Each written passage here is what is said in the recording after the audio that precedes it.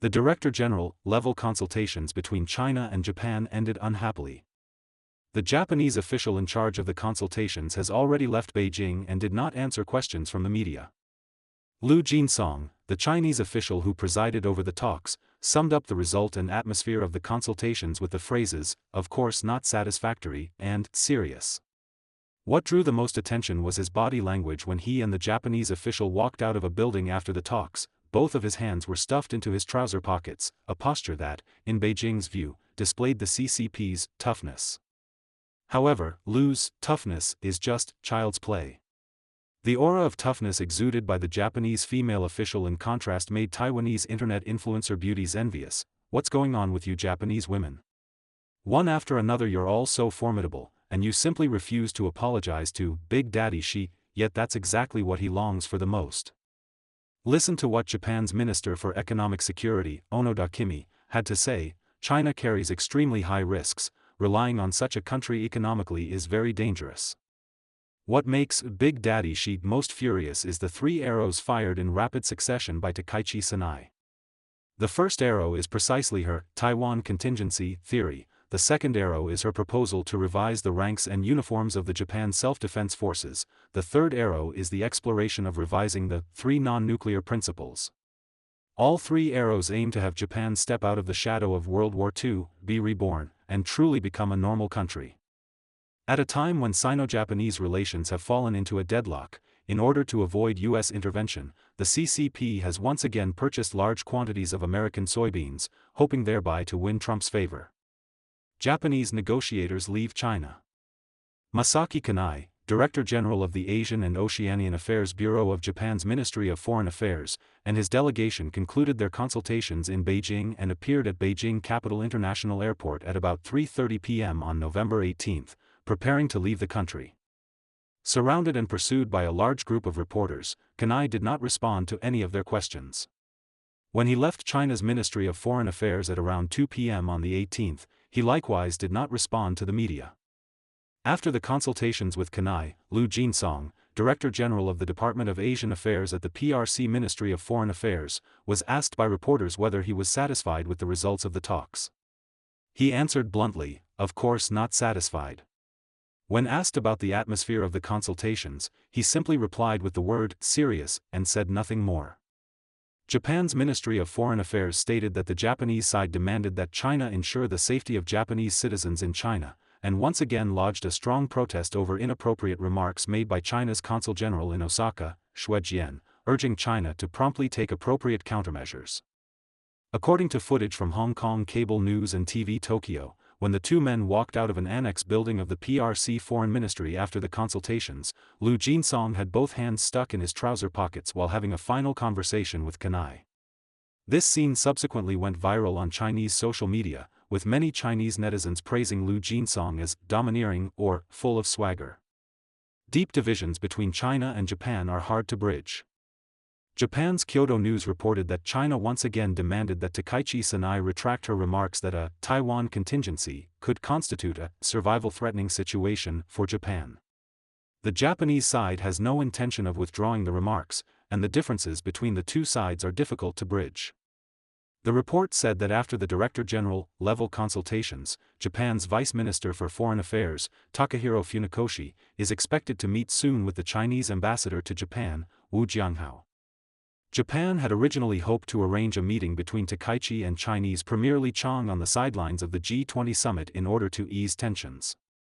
However, PRC Foreign Ministry spokesperson Mao Ning stated clearly at a press conference on November 17 that no such meeting was planned.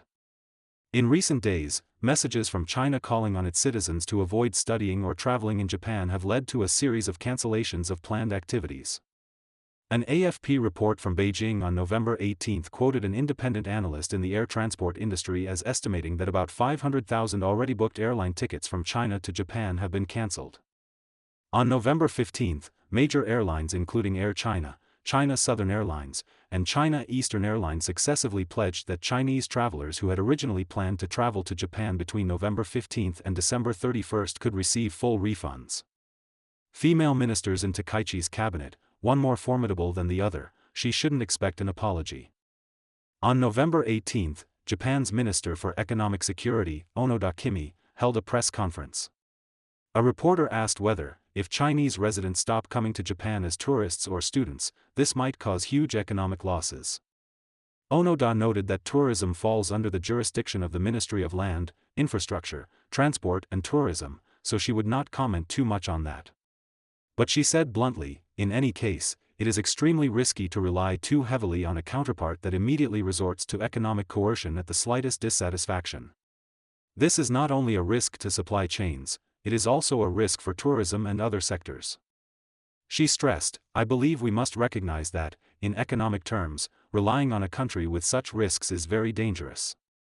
Taiwanese financial influencer Emmy, who shared Onoda's remarks on her Facebook page, Emmy Drama Watching Time, joking, "Why are you like this? Big Daddy, she is waiting for you to apologize, yet modern women are one more formidable than the other."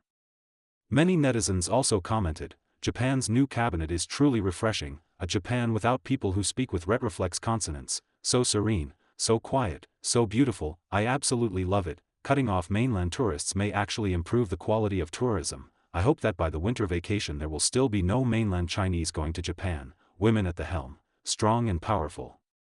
Netizens also linked this to Taiwan's situation, saying, these words should most of all be said to Taiwan. Taiwan has also suffered from this kind of bullying, being threatened at the drop of a hat. It's sugar-coated poison, don't take it, the logic is really that simple. I don't understand why the blue and white camp just can't grasp it. Japan urgently warns its citizens in China to pay attention to safety.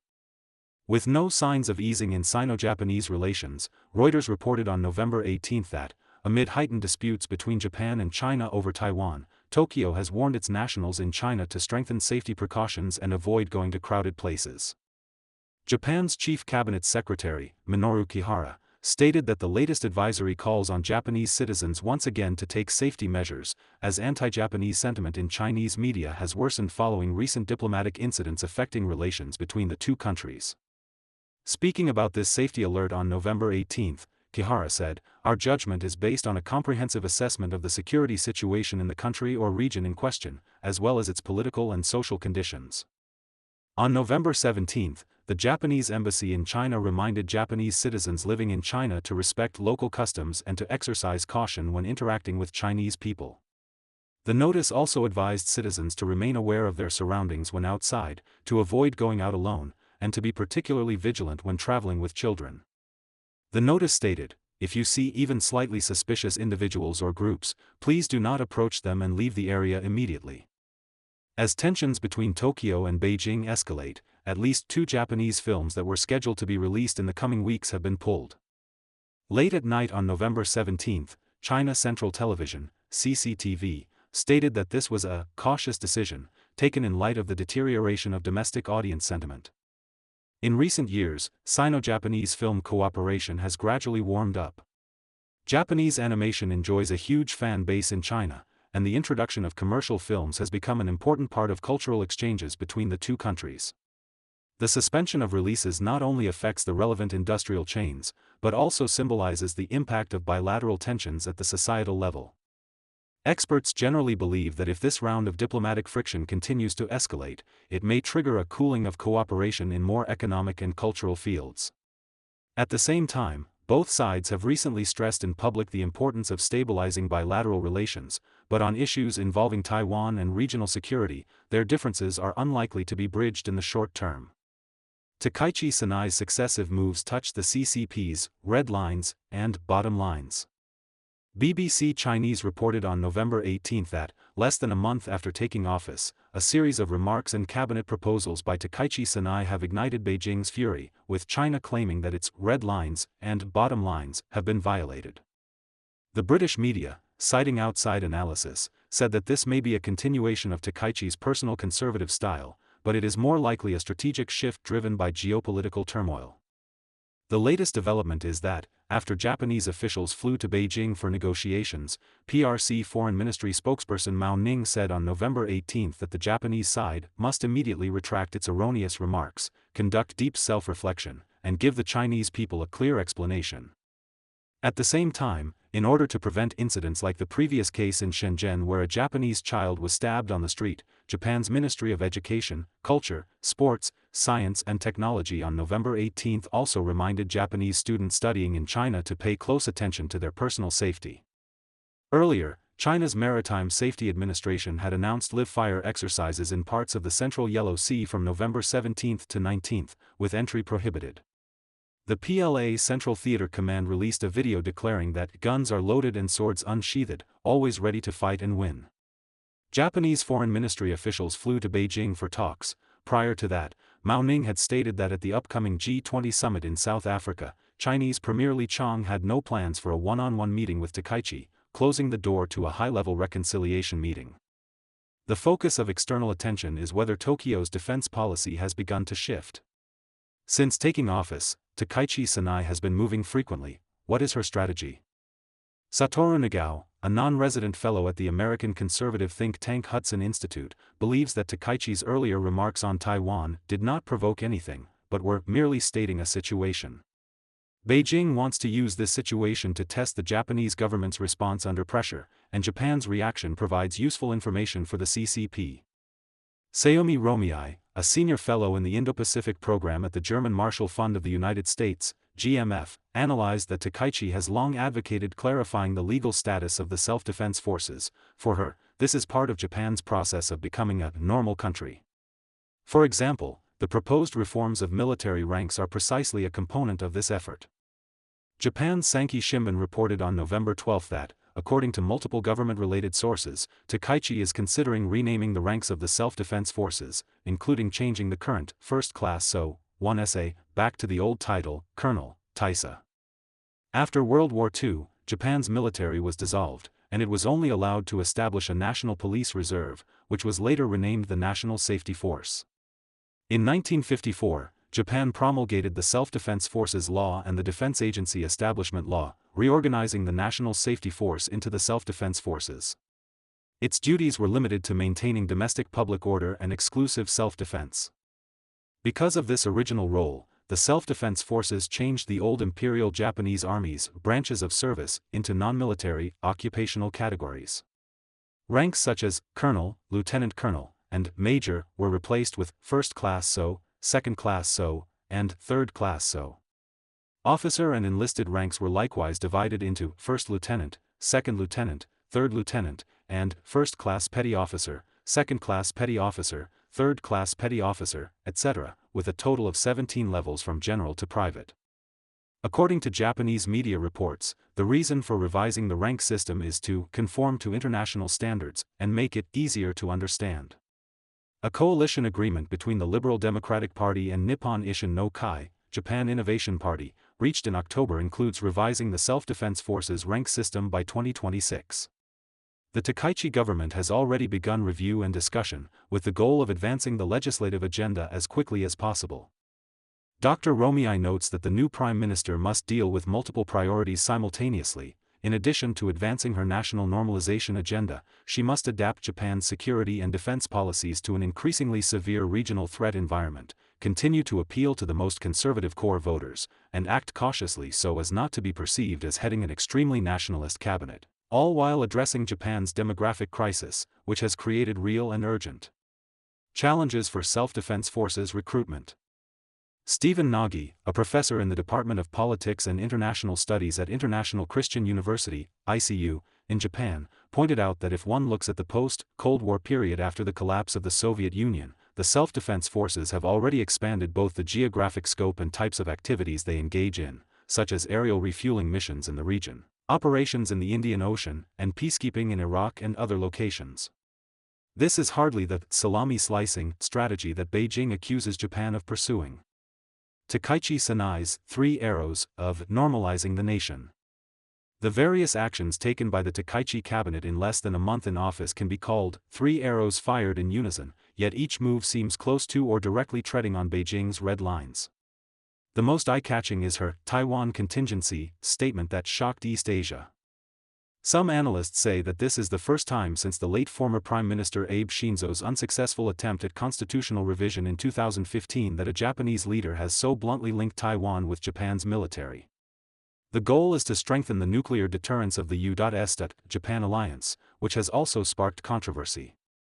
Before that, on November 12, the Takaichi cabinet had already stated that it was studying a proposal to revise the ranks and uniforms of the self-defense forces.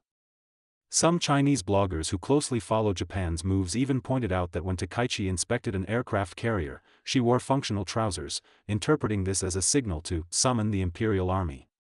Other analyses suggest that from Takaichi's strategic perspective, this is a key step for the cabinet to modernize Japan's national defense, through symbolic reforms to boost morale in the self-defense forces, in coordination with plans to double defense spending by 2026, gradually freeing Japan from the shackles of the pacifist constitution. For example, the exploration of revising the 3 non-nuclear principles that came to light on November 14 is, without doubt, a far more explosive measure than mere uniform reforms. According to reports by Japan's Sankei Shimbun, the Takaichi cabinet is considering loosening the 3 non-nuclear principles of not possessing, not producing, and not permitting the introduction of nuclear weapons when revising the national security strategy, the 3 security documents.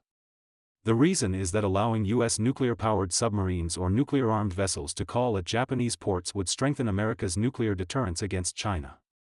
Takaichi confirmed in Diet questioning that legislation on this would move forward in 2026. Beijing has also protested this, viewing it as paving the way for Japan to go nuclear. Media outlets and commentators inside and outside Japan warn that this could ignite an arms race. Defense scholar Dr. Satoru Nagao believes that, fundamentally, Japan's legal system itself is the problem. He explains that in Japan, the Prime Minister must declare a survival-threatening situation in order to deploy the self-defense forces to support the United States. In other countries, leaders do not need such a step to mobilize their militaries. In Japan's case, he said, the law is a positive list, the self-defense forces can only carry out actions that are explicitly written in the law. For example, police can only fire their guns under conditions laid out by law. That is the nature of a positive list. Therefore, Japan's self-defense forces are still a police force rather than a military force. If the laws are not changed, once Japan faces war, it will be slow to respond. For this reason, some analysts say that Takaichi's strategy is to use the American nuclear umbrella to expand Japan's strategic space, combined with expanding weapons exports and introducing Tomahawk cruise missiles to enhance the self-defense force's long-range strike capabilities. But the risk of such moves is that they may encourage Beijing to accelerate nuclear modernization and take countermeasures, potentially destabilizing the Indo-Pacific. Trying to please Trump? The CCP buys American soybeans in bulk. What is interesting is that, regardless of the high prices, China has begun purchasing large quantities of American soybeans. According to a Reuters report on November 18, U.S. soybean futures prices are far higher than those for Brazilian soybeans. Yet on November 17, China bought at least 14 cargoes of U.S. soybeans, the largest purchase by China so far this year. Chinese traders said this was a political move. Chinese companies were doing so merely to fulfill their commitments to buy American soybeans. Under the agreement reached at the Trump-Xi meeting held in Busan, South Korea, on October 30, the United States will reduce tariffs on Chinese products, while China pledged to purchase at least 12 million tons of American soybeans before the end of the year and to buy at least 25 million tons annually over the next 3 years. However, information published on the U.S. Department of Agriculture's official website shows that, following the Trump-Xi meeting, the United States had only sold 132,000 tons of soybeans to China on November 3. At a time when Sino-Japanese relations have fallen into a stalemate with no sign of compromise, China's decision to buy expensive American soybeans at all costs has a very clear purpose. It is precisely to make Trump happy and avoid directly confronting the United States, the world's most powerful country.